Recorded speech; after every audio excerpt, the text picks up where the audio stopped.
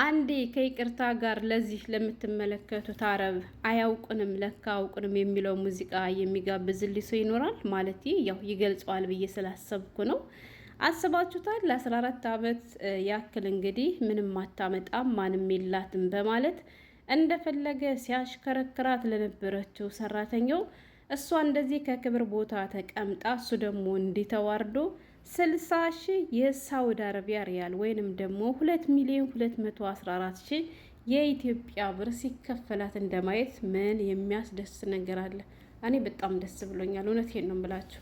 በዚህ አጋጣሚ በችግር ውስጥ ያላችሁ እህቶቼ ችግራችሁን ለሚመለከተው አካል አድርሱ። ኢንሻአላህ መፍትሄ ታገኛላችሁ።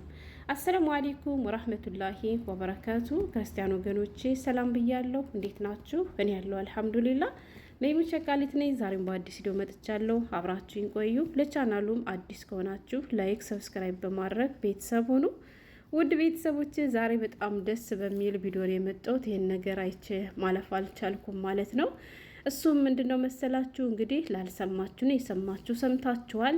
ይቼ በምስል ላይ የምታዩት እህታችን ስሟ እንግዲህ ራዲያ ሁሴን ኢብራሂም ትባላለች ማለት ነው። ራዲ እንግዲህ ለ14 ዓመት ያክል በሳውዲ አረቢያ በጧይፍ ከተማ ከዚህ ከምትመለከቱት አረብ ቤቱ ስትሰራ የቆየች እህታችን ነች ማለት ነው። እህታችን ራዲያ 14 ዓመት በሙሉ በሳውዲ አረቢያ በጧይፍ ከተማ ከዚህ ሰውዬ ቤት የሰራችው እሷ ወዳና ፈልጋ ሳይሆን ተገዳ ወይንም ደግሞ ታግታ እንደሆነ እንግዲህ ከወጣው መግለጫ ላይ ለማየት ችያለሁ ማለት ነው። በዚህ አጋጣሚ የሀገሬ ልጆች እኔ ሁሌም ቢሆን አደራ የሚላችሁ አያችሁ፣ ደሞዛችሁ ላይና የመኖሪያ ወረቀታችሁ ላይ ትኩረት አድርጉ የምንለው በምክንያት ነው። ብዙ ሰው ደግሞ ችግር የለውም፣ ምክንያቱም እነሱ ህጉንም ስለሚያውቁ ያለ መኖሪያ ወረቀት አስቀምጧቸውም ይባላል። እንግዲህ የታችን ራዲያ ያለ መኖሪያ ወረቀት እንደኖረች ፓስፖርቷም ደግሞ ሳይታደስላት እንደኖረችም መግለጫው ላይ ለማየት ችያለሁ ማለት ነው። ስለዚህ አንዳንድ ኃላፊነት የጎደላቸው አሰሪዎች ስላሉ ራሳችሁ ጥንቃቄ አድርጋችሁ ሁኔታዎችን ተከታተሉ ማለት ነው የምፈልገው።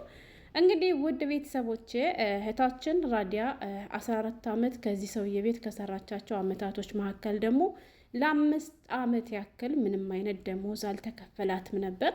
እንግዲህ አልሐምዱሊላህ እህታችን ያለችበት ሁኔታ በሳውዲ አረቢያ ለሚገኘው የኢትዮጵያ ኤምባሲ ጉዳዩ ደርሶት እነሱም ደግሞ ጉዳዩን ሲከታተሉ ከቆዩ በኋላ እህታችን ከእገታ ወጥታለች። እንዲሁም ደግሞ የልፋቷን ዋጋ አግኝታለች እና በዚህ አጋጣሚ በሳውዲ አረቢያ የምትገኙ ኤምባሲ ሰራተኞች እውነቴን ነው የምላችሁ፣ በጣም ነው የምናመሰግናችሁ። ምክንያቱም ካላህ በታች በእናንተ ጥረት ነው እና ይሄ ሆነው ማለት ነው።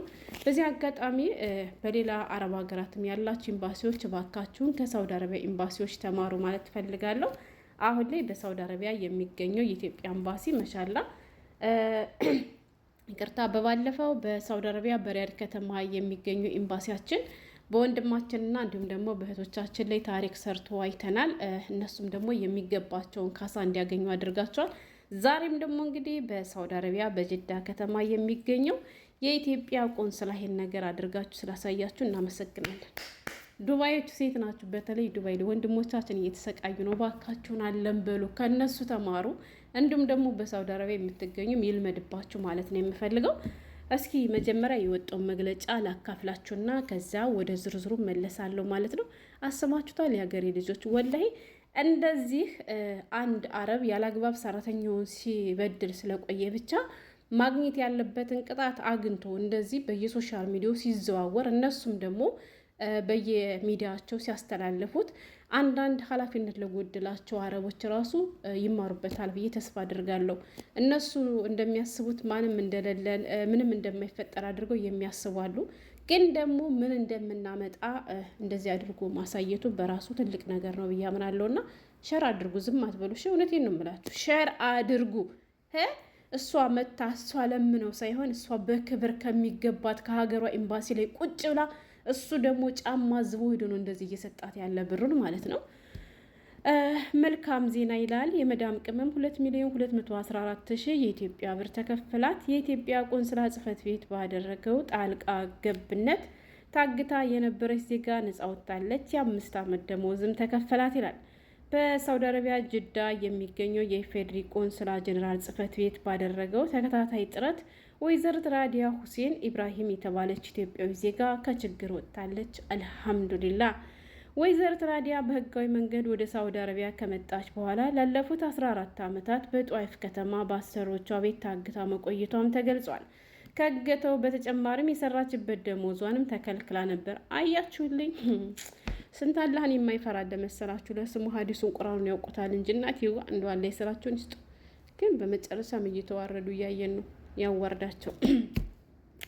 ቆንስላ ጽሕፈት ቤቱ መረጃ እንደደረሰው ወዲያውኑ ዲፕሎማቶችን ወደ ስፍራው በመላክ ዜጋዋን ከእገታ አስለቅቋታል። እናመሰግናለን፣ በርቱ።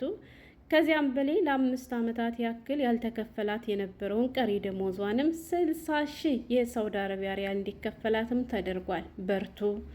ቆንስላ ጽሕፈት ቤቱ የዜግነት መብቷ ሙሉ በሙሉ ለማስመለስ እየሰራም ይገኛል። ፓስፖርቷ እንዲታደስ ተደርጓል። ኢቃሟም እየተስተካከለ ነው። ወደ ሀገሯ የምትመለስበት ሁኔታም በቅርቡ ይጠናቀቃል። ወይዘሪት ራዲያ ሁሴን ኢብራሂም ለተደረገላት ከፍተኛ ድጋፍ ለቆንስላ ጽሕፈት ቤቱ ከልብ የመነጨ ምስጋናዋን አቅርባለች ይችላል።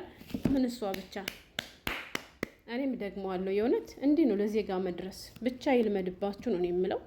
የቆንስላ ጀነራል ጽሕፈት ቤቱም የኢትዮጵያ ዜጎች መብትና ጥቅምን ለማስጠበቅ የሚያደርገውን ጥረት አጠናክሮ እንደሚቀጥልም በዚህ አጋጣሚ አስታውቋል። እናመሰግናለን። እኛም ቀጥሉበት ነው የምንለው። በሳውዲ አረቢያ ጅዳ የሚገኘው የኢፌዴሪ ቆንስላ ጀነራል ጽሕፈት ቤት ይላል ማለት ነው የሀገሬ ልጆች። እና በጣም ደስ የሚል ስራ ነው የሰሩት። ከዚህ በላይ ምን አለ አስባችሁታል? ማንም አየላትም ማንም አይደርስላትም ተብላችሁ በተናቃችሁበት ቦታ ግን እንዲህ ሰው እንዳላችሁ ታይቶ መብታችሁ ሲከበር እንደማየት የሚያስደስት ነገር የለምና በጣም ደስ ብሎኛል። እህታችን ብርሽንም አላህ በረካ ያድርግልሽ፣ በሰላም ለሀገርሽ ያብቃሽ።